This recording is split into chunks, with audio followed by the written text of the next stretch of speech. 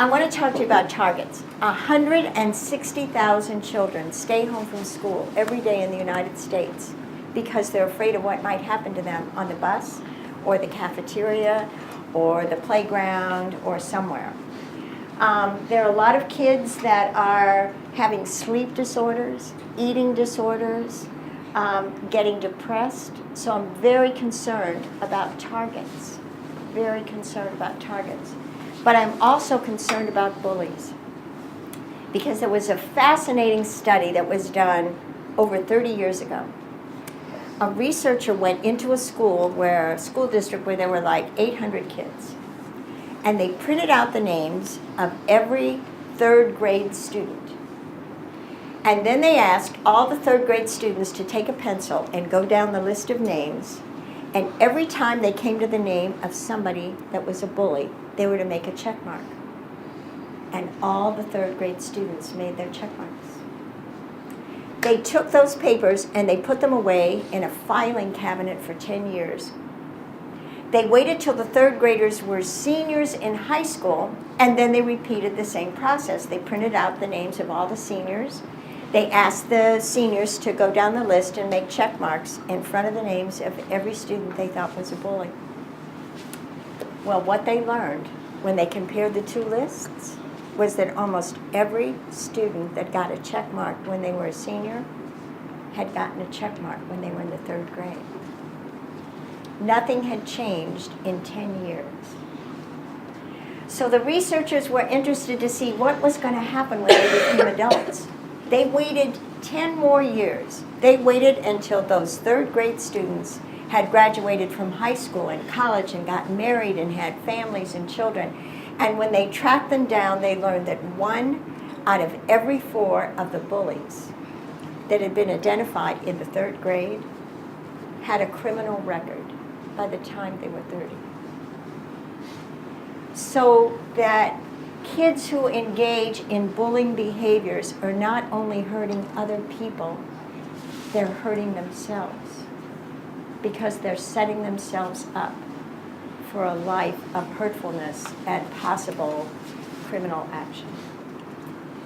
Okay, now I want to talk to you about witnesses. And I think that witnesses are the key to the solution of bullying, because there was another study. They went into a school and they asked the teachers how frequently they intervened in bullying situations, and they took a survey, and it turns out that the teachers believed that they intervened in bullying situations 71% of the time.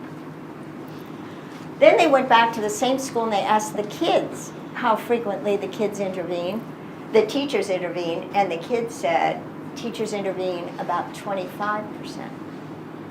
Now, we think the difference is not that teachers don't care, it's that they are not there, because kids who bully other children are very clever about doing it when adults are not around.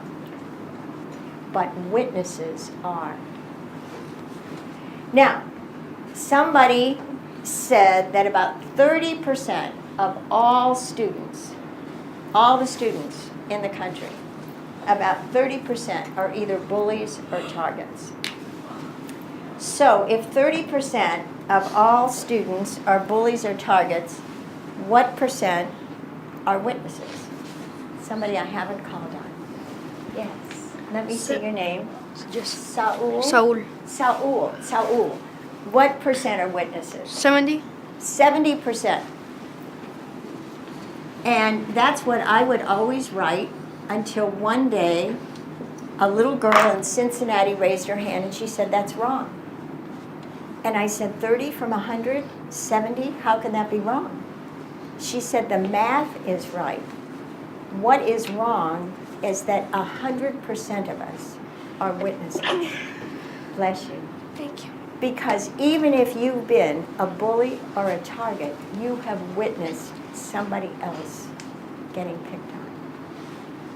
So you are all witnesses. Now, I think being a witness is so important that we're going to do a little exercise here. So I need 7 volunteers. Okay, I'm going to call on some people that I haven't called on. Yes, Carly, would you please come up here?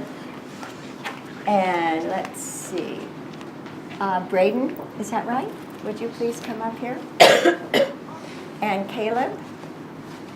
And Rita, would you please come up here?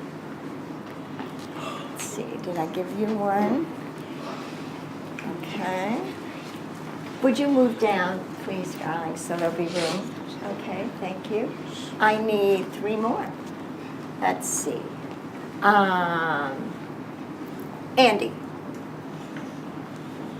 you are so good to help me this way, and I'm just trying to make sure that I give attention to everybody possible. Kane? Okay, and Saul? Very good, thank you.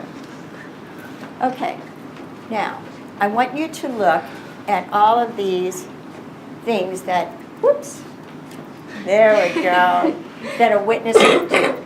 So if you're a witness, you could talk to a target privately and give them some support.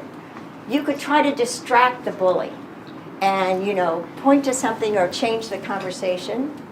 You could challenge the bully about what they're doing. You could get a group of kids, because sometimes it's easier if a group of you work together. You could tell an adult. You could decide not to be an audience, not to give the bully attention. Don't laugh at the bully's put-downs. Or you could include a target in your activities, somebody that's being left out all the time. You could invite them